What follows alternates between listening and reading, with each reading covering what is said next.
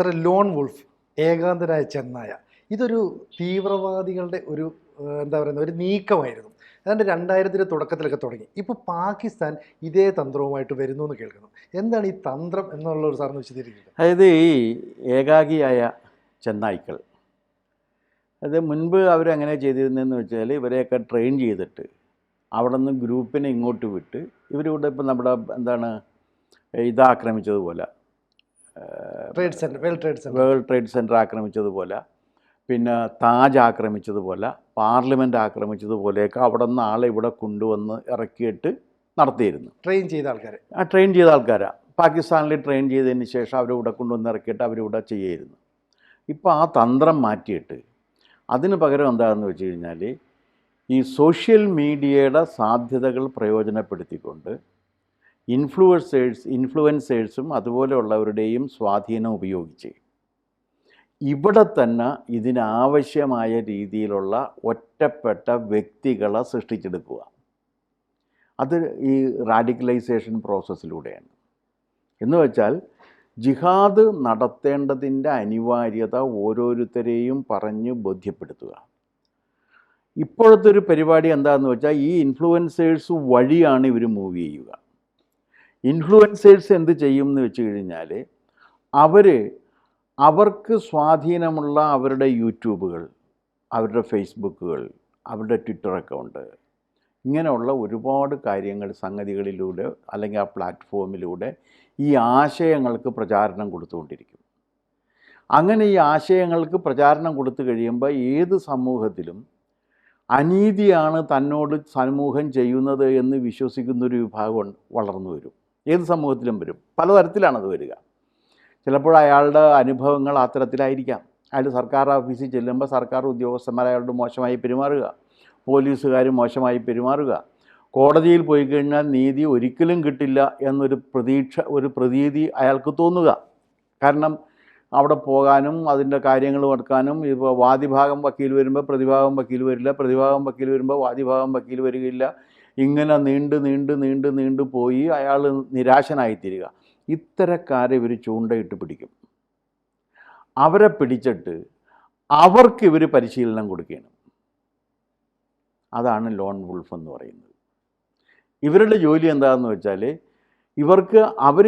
അവർ വിദേശികളല്ല, സ്വദേശികളാണ്. ഇവിടെ തന്നെയാണ് അവർ ജീവിച്ചുകൊണ്ടിരിക്കുന്നത്. അവർക്കിവിടെ ഇതിൻ്റെ കാര്യങ്ങൾ അറിയാം.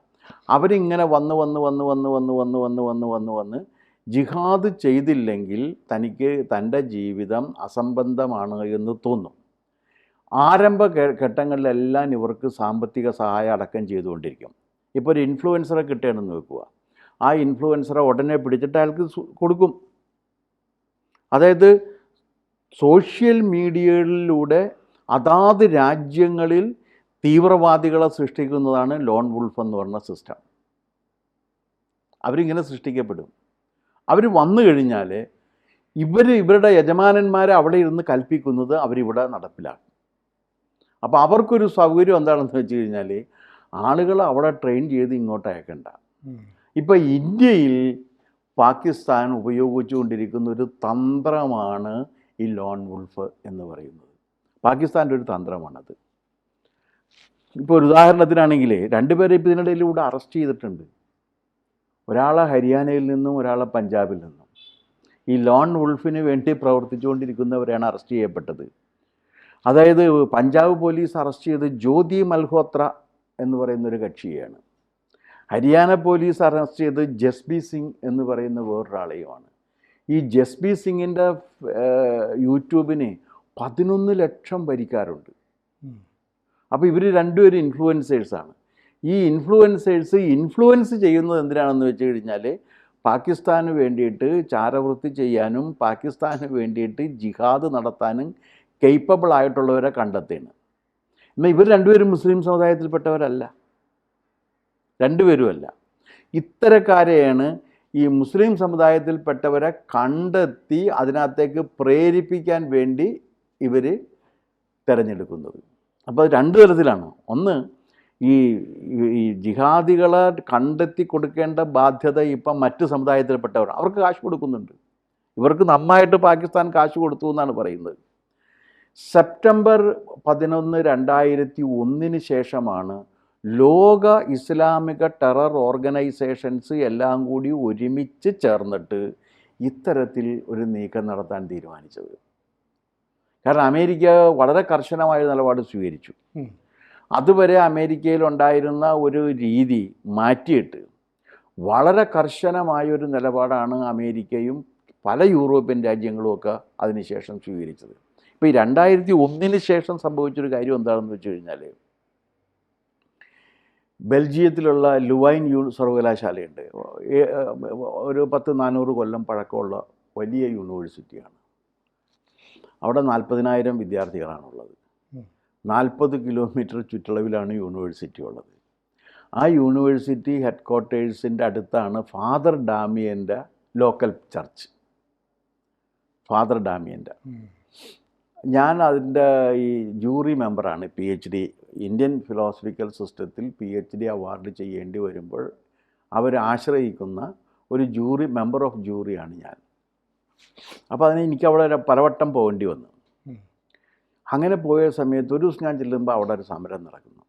സമരം എന്താണെന്ന് വെച്ച് കഴിഞ്ഞാൽ, അവിടെ ഈ 40,000 വിദ്യാർത്ഥികളിൽ 400 മുസ്ലിം സ്റ്റുഡൻസ് ഉണ്ടായിരുന്നു. അവിടെ ഈ സയൻസ് സബ്ജക്ട്സിനൊക്കെ അഡ്മിഷൻ കിട്ടാനൊക്കെ വലിയ പാടാണ്. സയൻസ് ഏത് സബ്ജക്ട്സിനും. കാരണം ഈ വലിയ യൂണിവേഴ്സിറ്റികളിലൊന്നാണ്. ഒരുപാട് ഈ നൊബൈൽ ലോറേറ്റുകളെയൊക്കെ സൃഷ്ടിച്ചിട്ടുള്ള സർവകലാശാലയാണ്. അപ്പോൾ അവിടെ പ്രശ്നം എന്താണെന്ന് വെച്ചാൽ, ഇവർക്ക് അവിടെ പള്ളി വേണം എന്നാണ് ഡിമാൻഡ് ചെയ്ത് നിസ്കരിക്കാനായിട്ട്. യൂണിവേഴ്സിറ്റി അധികാരികൾ അത് നിഷേധിച്ചു കഴിഞ്ഞപ്പോഴേക്കും ഇവർ സമരം ചെയ്തു. അവസാനം പിന്നെ നിവൃത്തിയില്ലാതെ ഏതൊരു മുറി ഇവർക്ക് കൊടുക്കേണ്ടി വന്നു. അത് ആ യൂണിവേഴ്സിറ്റിയുടെ നിയമത്തിനും ചട്ടത്തിനും എതിരായിരുന്നു. എന്നിട്ടും ചെയ്യേണ്ടി വന്നു. അപ്പോൾ അത് കഴിഞ്ഞപ്പോഴേക്കും സർവകലാശാല വളരെ ബോൾഡായിട്ടൊരു ഡിസിഷൻ എടുത്തു. അതെന്താണെന്ന് വെച്ചാൽ, പിന്നെ മുസ്ലിം സ്റ്റുഡൻസിനോട് അഡ്മിഷൻ കൊടുക്കണ്ടായിരുന്നു. കാരണം വെറുതെ ഈ എന്തിനാണ് ഈ വയ്യാവേലി വലിച്ച് തലയിലെടുത്ത് വെക്കുന്നതിന് കൊടുക്കാതിരുന്നു.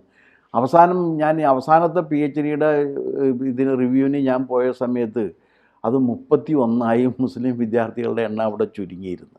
കാരണം അവർ ക്രമേണ ഇവരെ വിട്ട് 31 PhDക്കാരായിരുന്നു. അവർക്ക് പിന്നെ ഇതിനകത്ത് എൻഗേജ് ചെയ്യാനും ഈ 40,000-ൽ 31 എന്ന് പറഞ്ഞാൽ ഒന്നും അല്ലാത്തതുകൊണ്ടും അവർ വലിയ കുഴപ്പമൊന്നും ഉണ്ടാക്കിയില്ല. എന്നാലും മുറി ഉപയോഗിച്ച് പ്രാർത്ഥിച്ചുകൊണ്ടിരുന്നു ഇവരാണെങ്കിലും. ഇത് ആണ് വന്നിട്ടാണ് ഈ സോഷ്യൽ മീഡിയയെ പുതിയ യുദ്ധപ്പറമ്പാക്കി മാറ്റുക എന്ന തന്ത്രമാണ് ഇവരിത് സ്വീകരിച്ചിരിക്കുന്നത്. ഇന്ത്യയിലും ധാരാളം പേര് അതിനുണ്ട്. കേരളത്തിലാണെങ്കിൽ പറയാനുമില്ല. എന്താ കാര്യമെന്ന് വെച്ച് കഴിഞ്ഞാൽ, ഈ ലോൺ വുൾഫ് വന്നു കഴിഞ്ഞാൽ അവൻ സ്വയം മരിക്കും, മറ്റുള്ളവരെ കൊല്ലുകയും ചെയ്യും.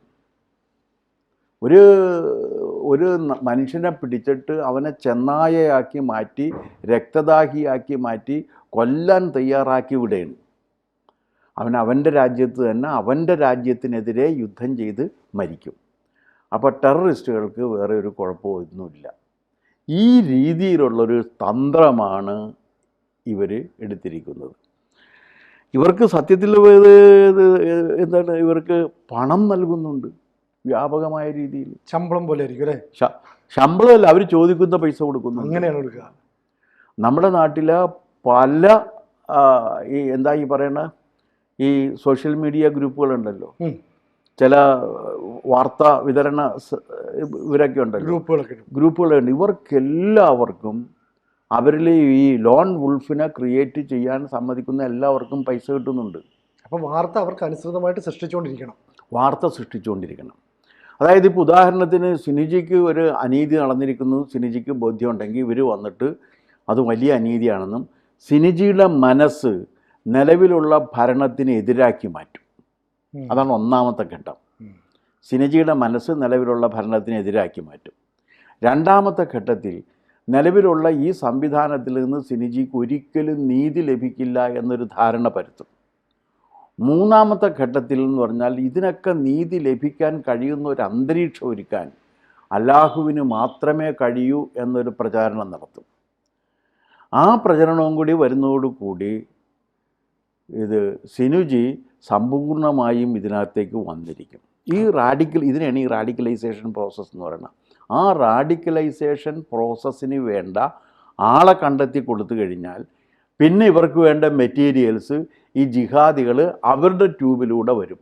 ഇപ്പോൾ ഈ ഒരാളെ പിടിച്ചപ്പോൾ കണ്ടില്ലേ, ഇയാളെ ഏറ്റവും കൂടുതൽ നോക്കിയിരുന്നത്, ഏറ്റവും കൂടുതൽ വിസിറ്റ് ചെയ്തേക്കുന്ന വെബ്സൈറ്റുകൾ, ഇയാൾ ഏറ്റവും കൂടുതൽ ചാറ്റ് ചെയ്തിരിക്കുന്നത് മുഴുവനും ഈ ഗ്രൂപ്പുമായിട്ടാണെന്ന് കണ്ടില്ലേ. അതിങ്ങനെ സൃഷ്ടിച്ചെടുക്കുന്നതാണ്. അപ്പോൾ ഇവർക്ക് വേണ്ടി പ്രവർത്തിക്കുന്ന ന്യൂസ് ചാനലുകളുണ്ട്, ഇവർക്ക് വേണ്ടി പ്രവർത്തിക്കുന്ന TV ചാനലുകളുണ്ട്, ഇവർക്ക് വേണ്ടി പ്രവർത്തിക്കുന്ന യൂട്യൂബ് കേന്ദ്രങ്ങളുണ്ട്, യൂട്യൂബ് സംവിധാനങ്ങളുണ്ട്, മറ്റ് ഇൻഫ്ലുവൻസേഴ്സ് ഉണ്ട്. പിന്നെ ഇതുണ്ടല്ലോ, എന്താണ് ഈ പൊതുവെ ആക്സെപ്റ്റബിലിറ്റി ഉണ്ട് എന്നുള്ള ധാരണ വരുത്തുന്നവരുണ്ടല്ലോ. എന്നുവെച്ചാൽ അവർ പൊതുവെ ആക്സെപ്റ്റബിൾ ആയിരിക്കും, എല്ലാവർക്കും സ്വീകാര്യമായിരിക്കും. അങ്ങനെ സർവ്വസ്വീകാര്യരാണ് എന്ന നിലക്ക് പ്രവർത്തിക്കുന്ന ചില സമൂഹത്തിലെ ജീവികളുണ്ടല്ലോ, അവരുമൊക്കെ ഇതിനകത്തുണ്ട്. അവർ വഴിയാണ് ഇപ്പോൾ ഈ ജിഹാദിലേക്ക് കൊണ്ടുപോകുന്നത്. അങ്ങനെ രാജ്യങ്ങളെ ഇസ്ലാമാക്കി മാറ്റുക എന്നുള്ളതാണ്. അതിൻ്റെ ഒരു ഗുണം എന്താണെന്ന് വെച്ചാൽ, ഇത് വരുന്നതോടുകൂടി ഇവനുമായി ബന്ധപ്പെട്ട ഒരുപാട് പേരോട് ഇവൻ പറയും, ജിഹാദ് ചെയ്യാതെ അല്ലാഹുവിൻ്റെ നിയമം, അത് ദൈവത്തിൻ്റെ നിയമമാണ്, മനുഷ്യരുടെ നിയമത്തിൽ നിന്ന് നിനക്ക് നീതി കിട്ടില്ല, നിനക്ക് നീതി കിട്ടണമെങ്കിൽ നീ ദൈവത്തിൻ്റെ നിയമം തന്നെ അനുസരിക്കണം എന്ന ഒരു നിഗമനത്തിലേക്ക് അല്ലെങ്കിൽ വിശ്വാസത്തിലേക്ക് ഇവരെ എത്തിച്ച് അവരെ കൊണ്ട് അവരുടെ രാജ്യത്ത് കലാപകലുഷിതമായ അന്തരീക്ഷം ഒരുക്കുക എന്ന് പറയുന്ന ഒരു സമ്പ്രദായമാണ് ഇപ്പോൾ പാകിസ്ഥാൻ്റെ ചാരസംഘടനയായ അല്ലെങ്കിൽ തീവ്രവാദ സംഘടനയായ IS ചെയ്തുകൊണ്ടിരിക്കുന്നത്. ചുരുക്കം പറഞ്ഞാൽ ഏകനായ ചെന്നായി എന്ന് പറയുന്ന ഒരു പുതിയ തന്ത്രവുമായി പാക്കികൾ വരുന്നു. നമ്മൾ കൂടുതൽ കരുതിയിരിക്കണം. കൂടുതൽ വാർത്തകളും വിശേഷങ്ങളും നിങ്ങളിലേക്ക് എത്താൻ ABC മലയാളം സബ്സ്ക്രൈബ് ചെയ്യുക, ബെൽ ബട്ടണും അമർത്തുക.